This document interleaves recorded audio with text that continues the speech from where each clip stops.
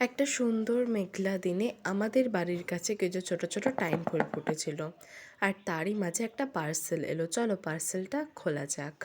তো এর মধ্যে দেখলাম একটা ফেস ময়শ্চারাইজার এসেছে, লোটাস হার্বালসের ফেস ময়শ্চারাইজার।